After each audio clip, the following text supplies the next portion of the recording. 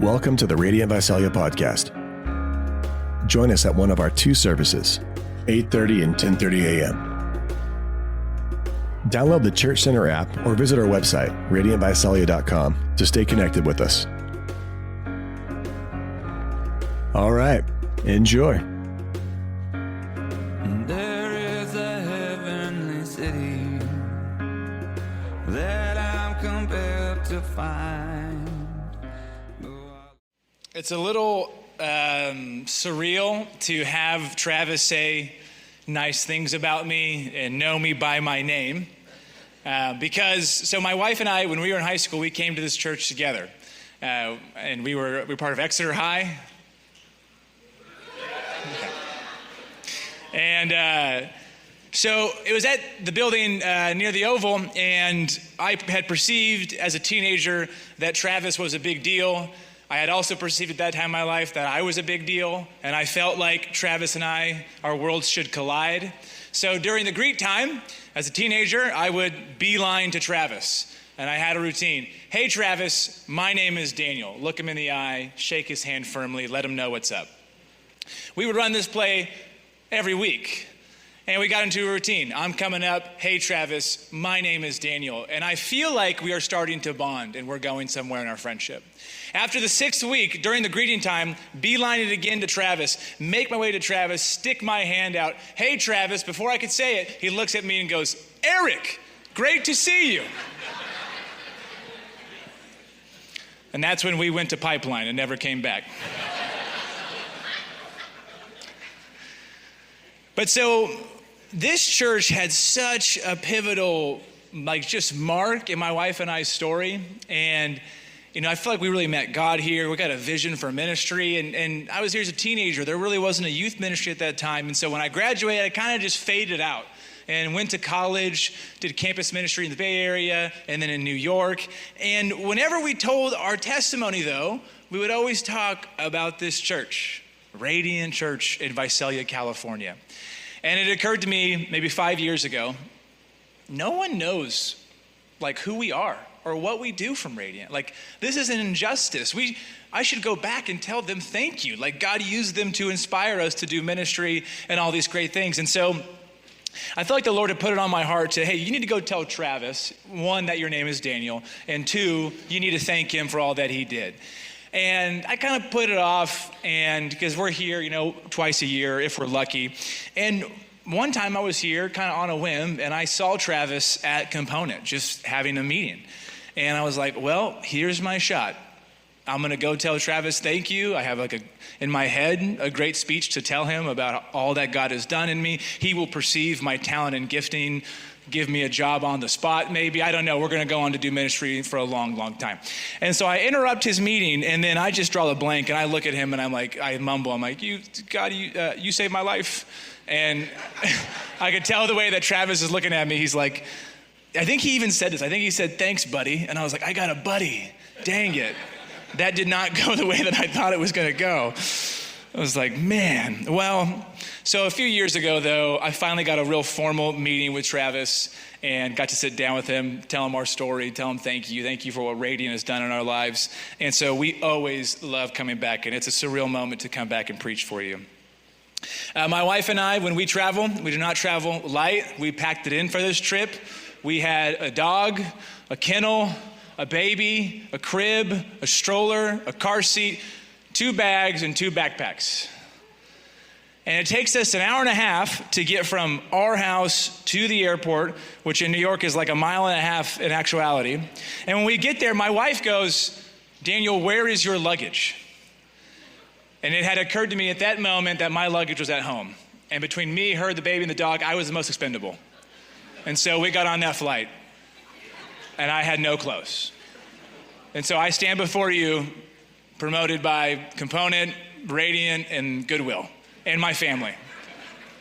And I will tell you, you have never lived until you have preached a sermon in your father-in-law's underwear.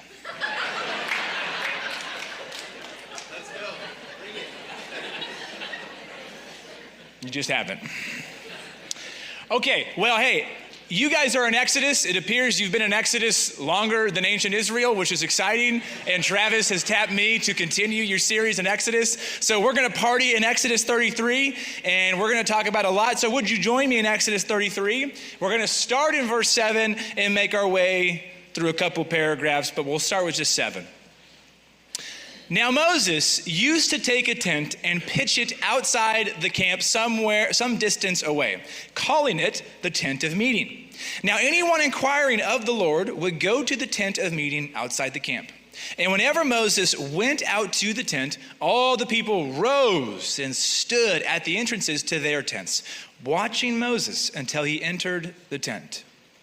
As Moses went into the tent, the pillar of cloud would come down and stay at the entrance while the Lord spoke with Moses.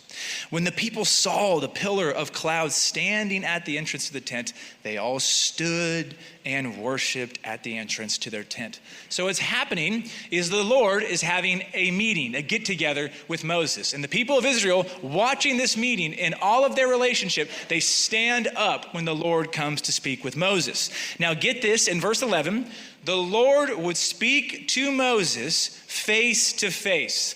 Everybody say face to face. The Lord would speak to Moses face to face as one speaks to a friend. Read that again. The Lord would speak to Moses face to face as one who speaks to a subordinate, to an inferior, to a lower class citizen. No. As one who speaks to a friend. God, in this section of Scripture, speaks to his creation, his kids, as friends.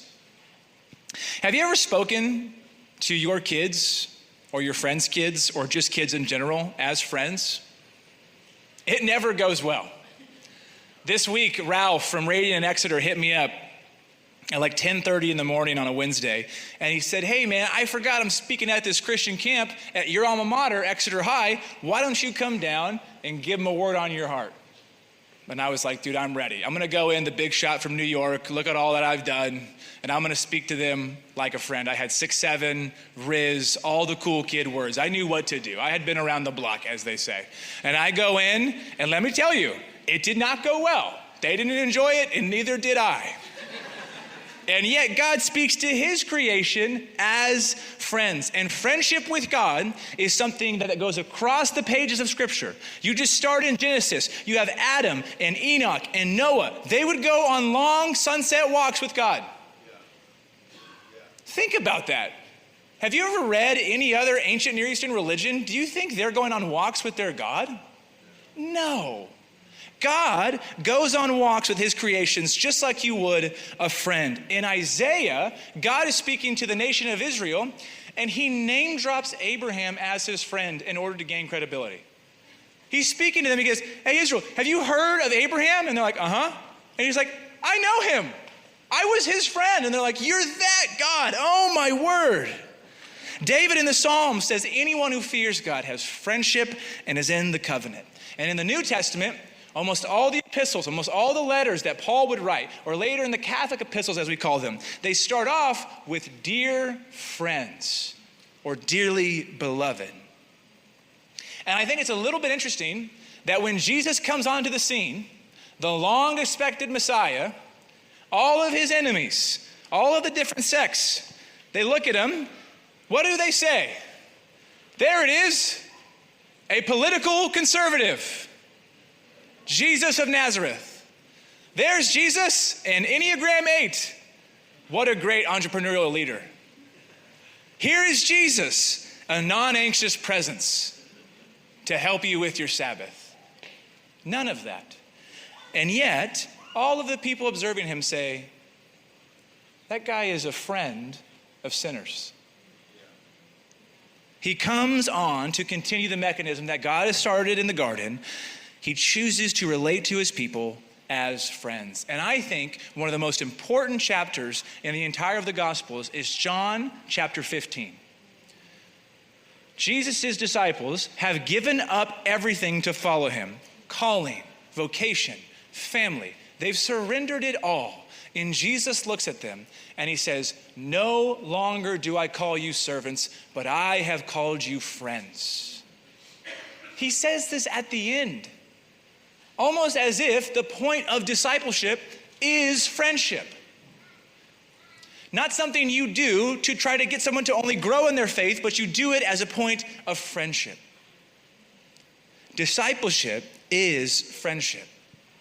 One of my favorite writers is a guy named Eugene Peterson, and he was kind of a pastor to pastors. And so at one point in his ministry, a pastor had reached out to him and said, "Eugene, I need a spiritual director. I need help. I don't know how to marry people. I don't know how to bury people. I don't know how to have pastoral counseling sessions. Please, please be my spiritual director." And Eugene Peterson writes back to him, "You keep misspelling the word friend." We don't need a spiritual director as much as we need friendship with God. So I want to press this into you. What Moses had with God on that mountain, you can experience right now at Home Depot. And this is the point in the sermon where I tell you, go be a friend with God. Go add him on Facebook. Go add him to your calendar. Go have a friendship. Make him your buddy. But there is a real problem with that. Because if I press into you, go have a friendship with God, most of us right now, if we're honest, we have no capacity or ability to have a deep relationship or friendship with anyone, let alone God. We are in right now what sociologists would say, and I'm not one of them, but they would call our generation the ones that are in a friendship recession. That most of us no longer have spontaneous, unplanned time with friends. Right now, my generation spends more time alone than any other generation prior. In the 80s and 90s, people were worried about the technology boom, that if this were to happen, we think a generation will come that is always connected and yet always alone. And I think that is so true right now. Right now, all the talk in the spiritual discipline space is silence and solitude. Make sure you get your silence and solitude with the Lord. And I'm starting to get real worried that that is our only option. We are alone and we have no capacity to have real friendship. And so friendship has been reduced from something integral to daily life to a social luxury. It's been reduced to a 45-minute coffee that we schedule out 6 weeks in advance at Component. Or a monthly beer at Barrel House where the conversation sticks to the Bulldog schedules and the kids' nap time. And there's never any depth. It's always at the surface. We end it with an awkward hug or a fist bump and somebody mumbles, "We should maybe do this more often." And we have no intention of maybe doing this more often. And the reason why I want to press in on this is because if you think this does not damage your relationship with God, you are wrong. You are wrong. I'll just give you an example. As a pastor, I often ask people, "Hey, how's your relationship with God going?" And 9 out of 10 times, people will respond, "Well, my time with God has kind of been inconsistent. My time with God isn't really as good as I want it to be. It's just not good. My time with God isn't the best." And we talk about our relationship with God as something to be scheduled.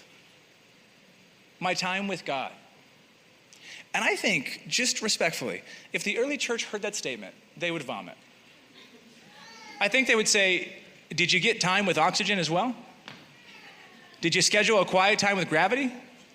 God is everywhere. And I think Abraham and David, I think they would hear your morning routine, your quiet time, and they say, "Let me get this straight. You have the Holy Spirit, the one we long awaited, and you reduce that to a quiet time in a chair for 15 minutes with a devotional and a cup of coffee and maybe some worship music in the background. And that's the extent of your relationship with God, and you have the Holy Spirit? That's your friendship? Man. God desires to have a friendship with you, but not your definition of friendship. You know, we often say, "Show me your friends, and I'll show you." I'll fill it in. "I'll show you your future." But how about show me your friendships, and I'll show you your God? Maybe there's a Christian out there, I just have never met them. I've never met a Christian who has deep relationships with others, where they're vulnerable. They have really good fellowship with people in their church. They meet regularly. They tell them what's going on in their lives. They pray for one another. They pray for their families. They have a deep friendship with others and then go on to have a surface level, no depth relationship with God. I'm sure they're out there. I've never met them. Because it seems that when we model friendship that we have, if it's deep now and we take that to the Lord, things will change dramatically. And I don't want to come down on you. I just want to say, I'm an introvert. I'm not trying to come down on you and saying you're not good at this. I'm an introvert. I love to make plans, but I love canceling them. Like, it's a thrill. I get a rush. If you ever cancel on me, don't even apologize. I can't believe I get to go home and read a book. I am so excited. And I'm not great. I don't like to say that, but it's true. So I'm not coming down on you. I get it. But I think we could all do a better job at having a depth of friendship with people in this room so that we can have a better depth of friendship with God. So 2 things for you that I just want to press to you. Stop finding things in friendship. Stop saying, I will find time. We will find time. In all of human history, no one has ever found it. They never do digs in the Middle East and find time. It's never happened. You have to make time, as Dallas Willard would say, and you make time for the things you value. I know none of us have time, and yet we've all seen the same shows that are an hour and a half, and we've all been on social media for 60 minutes a day, if not more.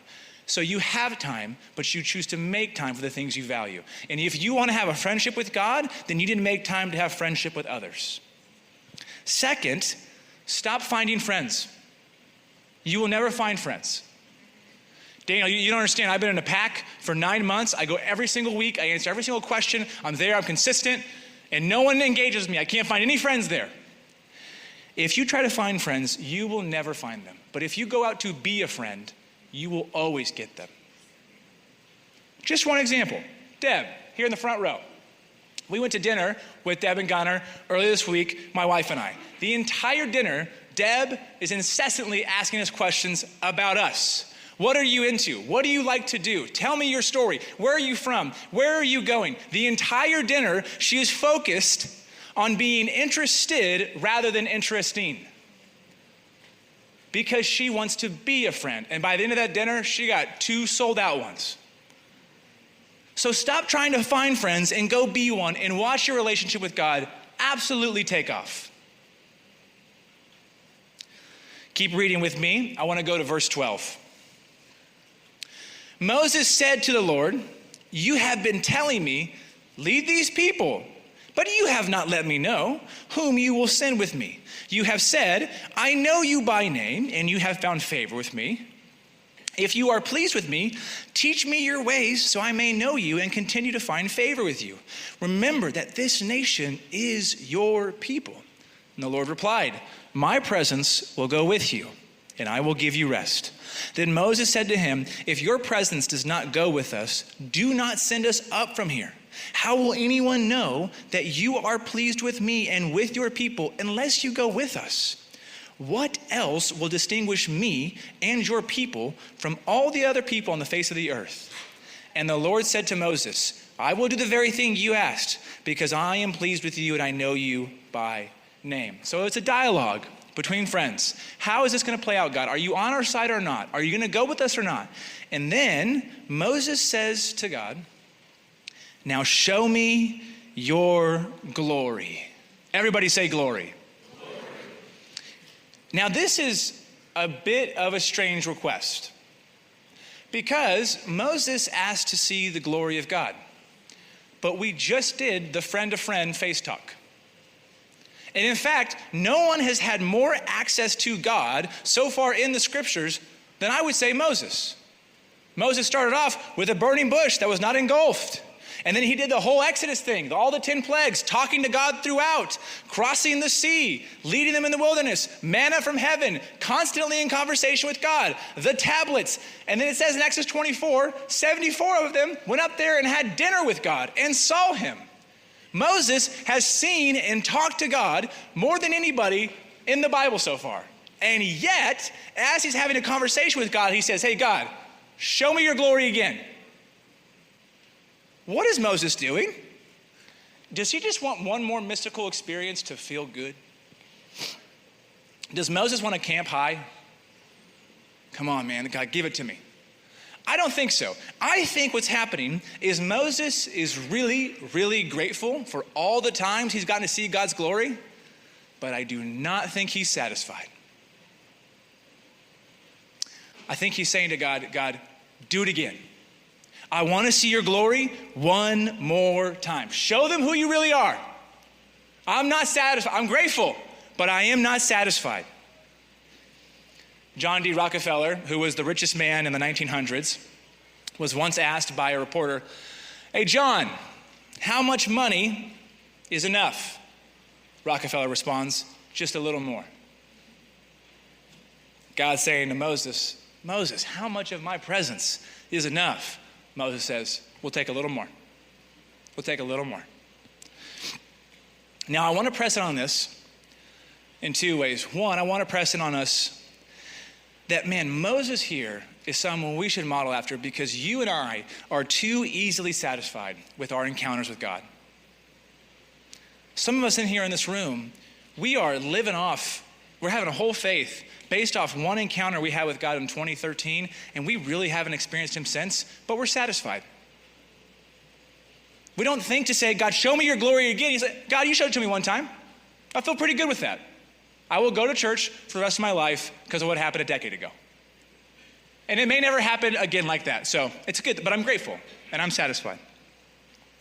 And man, I feel like when we tell our testimonies, and I'm guilty of this as well, we tell it like high school ball glory days. We're like, man, God would do this thing where, man, I saw a woman get healed. I shared the gospel. This guy received it. His life changed. So many things were happening. It was a rush. And then we get to the present day, and it's just like, man, those were the days. That was when God was really moving. Then I had to go to work. And man, even when we just went to celebration and we had a great time, but even the vocabulary around church camps, I always get a little bit cringy. And I love church camps. I'm a participator. Find me at the food court. I'll be there. But I don't ever like the vocabulary of, man, if you want to experience God, you got to go up there. Or we're packing up after a great weekend and we say, all right, God, well, till next Memorial Day. We'll see you then. And I think Satan would love it if you believed that you could only encounter God in a particular way, in a particular place, in a particular time. I think Satan would love to convince you, hey, what happened to you in high school will never happen again, so keep it there, but just keep living a normal life. I think he would love to convince you, hey, be satisfied with what you got, live off a spiritual experience for a year, and maybe next time at celebration, it might happen again. But don't ask for his presence until then. Live your life. Pay the bills. I think we are too easily satisfied with our experiences of God. My wife and I, we recently went to the Bronx Zoo, which is one of the best zoos in the country. And they have a part where you can go see the tigers. And in the Bronx Zoo, the tigers are only separated by a piece of glass. So you can get with like in an inch of a tiger. And so we go to see the tigers, and there's this moment where the tiger's just walking, and then it locks eyes with me, and it changes directions and just starts coming right at me. And I remember I just wanted that glass to be real thick at that moment, you know? And it's locking eyes with me, and I have this moment where I'm looking at it, and I'm like, this thing is supposed to be in the wild. This thing wants to kill me. This thing is violent. It's coming right at me. And I feel like for a moment, it's going back to its real self. And then off to the side, there's a trainer who's protected by a barricade who just has some chicken. And it just goes, hey, over here, come get it. And the tiger, who is going full speed, just changes direction and eats the chicken and is satisfied with the chicken. And it occurred to me at that moment that, man, this tiger has been domesticated. It was meant to run and to do great things, and it is settling for some chicken. I wonder for how many of us, God has made us to run, And Satan's just over here. Hey, 15-minute quiet time. Don't go over there. Come over here. Over here. Hey, come here. Come here. We got a tax-deductible donation. Don't go. Come here. Eat it. Hey, we got a 3-day mission trip to Mexico. 3 days. Come here. Not 4, 3. Come here. Come eat it. And we were built to run, and the moment where we feel like God is calling us, we get distracted by some chicken. We become domesticated. We become too easily satisfied with our encounters with God. We have not been greedy for his presence. We've been content. Man, it was great what you did that one time. And until then, we'll just go to Winter Jam every year. We are too easily satisfied. I want to press on this in another direction as well. One is when we talk about revival. So I don't know if you're in tune to the news right now, but there's a lot of talk. And all the mainstream media, Wall Street Journal, the New York Times, you name it, on if there's a revival or not right now. It's a debate. And I'm not a sociologist. I don't know. But it seems like the younger generation is up to something. That God might be doing something, and we might well call it a revival. And I don't know the markers of a revival, but I do know Bible sales are up by quite a bit.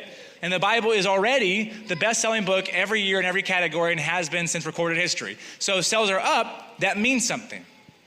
I also know that Wes Huff is on Joe Rogan talking about the Dead Sea Scrolls, and millions of people are loving it. That has never happened before. Forrest Frank made a song about lemonade that everyone listened to. I don't know if that's signs of revival, but something is happening. And here's my definition of revival. Here's Daniel's definition. You can take it or leave it.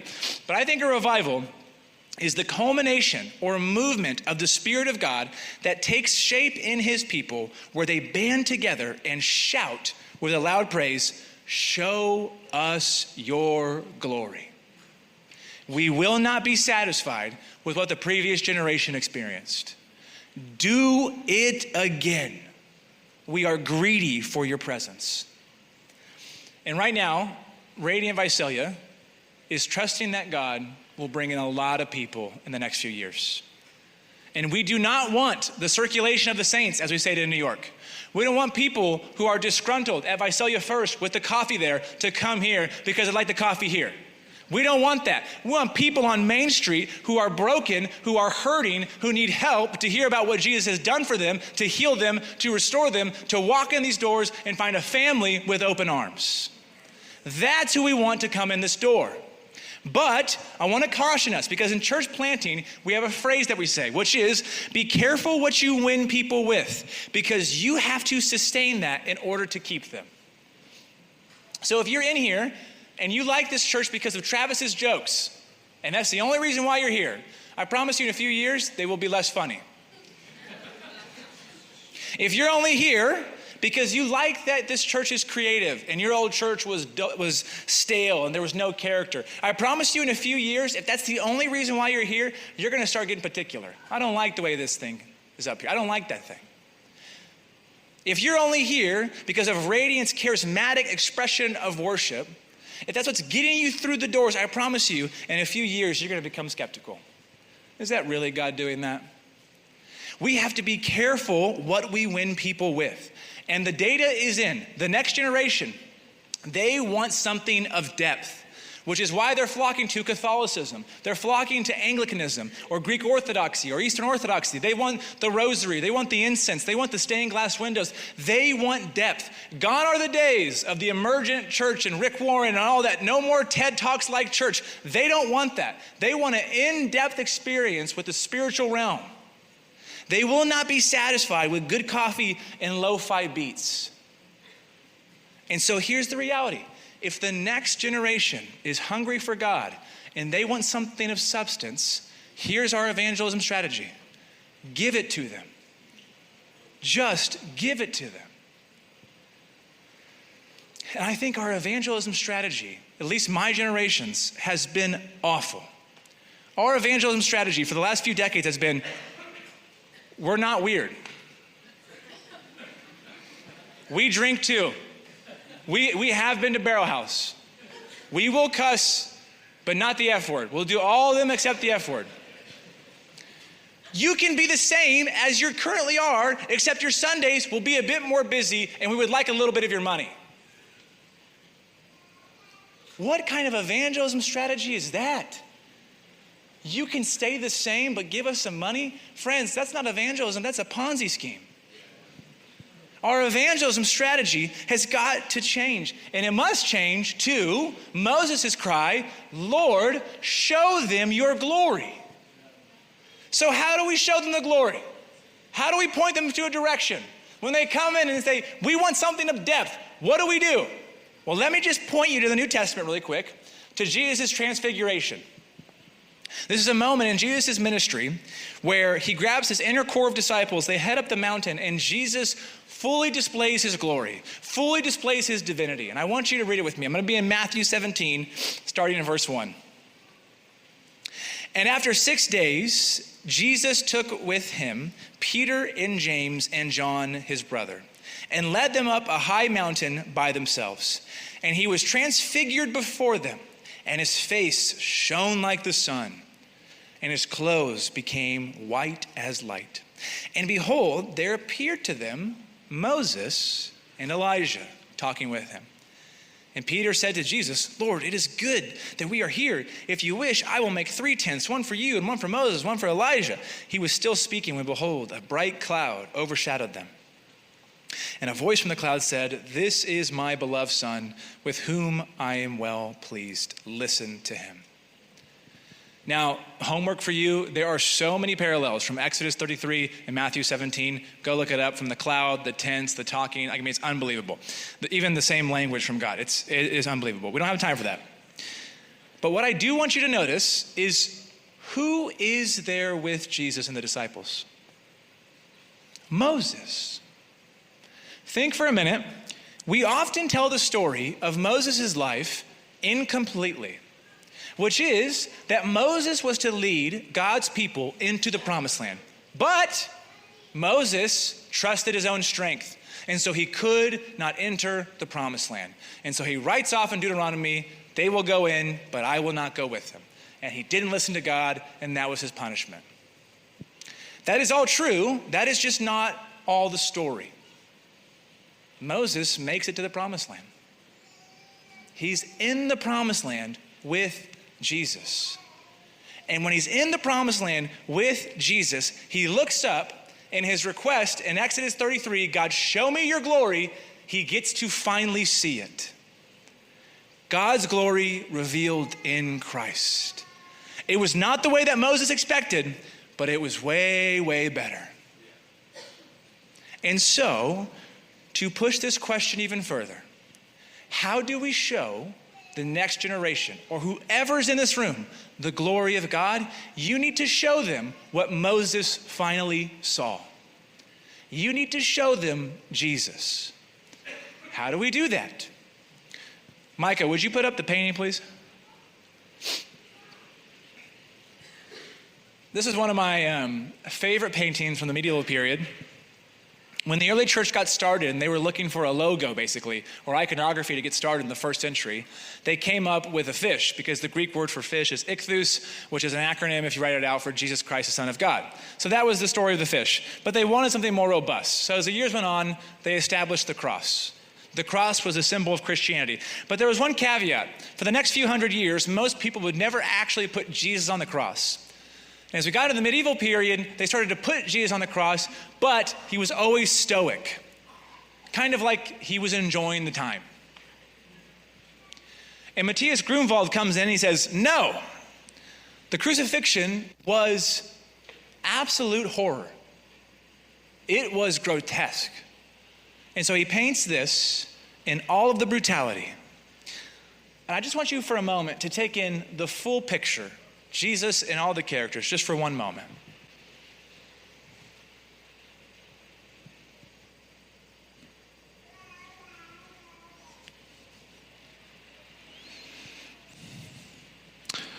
There's so much to this painting that I enjoy.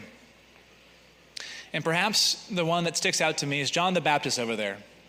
Do you see John with his elongated finger? Behind him in Latin is the famous John 3 verse, he must increase and I must decrease. And John is essentially painted in this painting as someone, that's his whole ministry. What was John the Baptist's role? To make the way for Jesus, to point people to Jesus. When they came to him, John, are you the one? No, not me, but him. That was John's whole ministry, pointing to Jesus. And that is a great artistic rendition of it. Because how foolish would it be if John was doing this? I'm the hope of the world. It's about me and my problems and my mortgage and my family and my concerns. It's about me. Instead, John chooses to point at the one. And so, when we ask the question, how can you show the next generation who is hungry for the glory of God? You need to stop doing this and start to do this.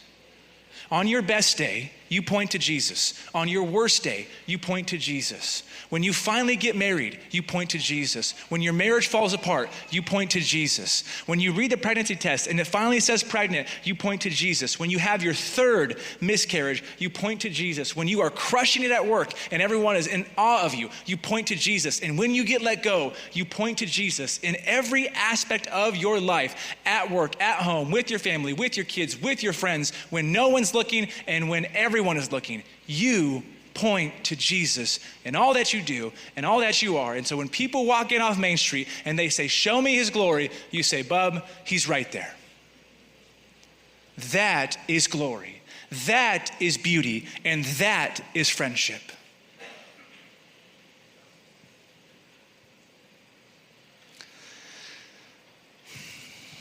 I'm going to wrap up here. I just want to say, man, I have really enjoyed my time here. I've been here for 2 weeks now, and it's been very, very special for me. And man, I have been a little bit lost for words trying to communicate to you why you're so special. And I had this, I keep running into this thing where I've met with a lot of you this week, and I try to explain to you why you're so special, and no one really gets it. They're like, huh. That's interesting. I kind of feel like you remember going over to your rich friend's house during the summertime in the valley? Like you'd walk in, it'd be 111 outside, and you walk in and it's like 68 and it just hits you. And you feel the wealth on your skin. You're like, oh my gosh. You go into their kitchen and they're drinking purified water. They only use tap water to do the dishes and they're not even thrilled about that. You're like, what? They use the dryer and they also use it to fluff up their clothes, to fluff them up. They don't hang them like you do. You walk into their entertainment center, because that's what they call it, and they have Blu-ray DVDs and they didn't rent them, they bought them. And you're like, you buy the Blu-ray DVDs? And they're like, yeah, doesn't everybody? No, Timmy, everybody does not. Everybody does certainly not. And that's what I feel like with you all week. I'm looking at you and I'm like, oh my goodness, you're so special. God's hand is over you. This church is moving. You're a family on mission together. And you're like, doesn't every church do this? No, they do not. It's a miracle what's going on here. And I love this place because the extraordinary is the ordinary. And it seems miracles are mundane. And that is so special, man. And I'm so glad you don't even know it. Because as a visitor, I'm in awe, and I love it. And so I just want to say, man, I love you, and you're so special, and it particularly means a lot to me when I come home. I've been gone close to 15 years now, and to see the same people who led me in worship when I was a teenager still leading me in worship today, but with even more hunger. The same guy preaching, still preaching, and is somehow even better.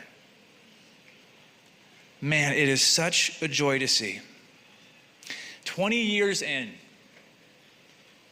Can you believe it? 20 years in and counting. When I think about you, and I talk to people about you, man, I am so grateful. But I am not satisfied. We're believing that God will do more. And that these last 20 years, God did a lot, but we are just getting things ready. we're expecting him to do all the more. And so as we look around at what God has done, let us pursue him in friendship and do so with a greed for his presence, with gratefulness, but never satisfied. And for the next 20 years, would we cry out, God, show us your glory. God, thank you for Radiant Church. Thank you for the people in this room. Thank you that you have adopted us in friendship, that you chose to speak to us as friends. And God, thank you that when Moses cried out, show me your glory, you heard that, and you showed him your glory and your son, Jesus. God, we are here today because we want to see that glory. Would you show it to us? We will not be satisfied with a chance encounter 10 years ago. We want more of your presence. God, we love you. We are so thankful for Radiant Church. Amen.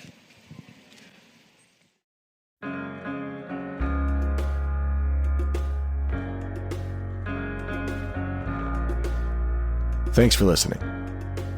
We want to be a resource for you as you walk with Jesus. So please connect with us at radiantvisalia.com. Until next time. There is a heavenly city that I'm compelled to find. Oh, I love the flowers and trees and the smell of the grinding sea and all the beautiful things here in life. And I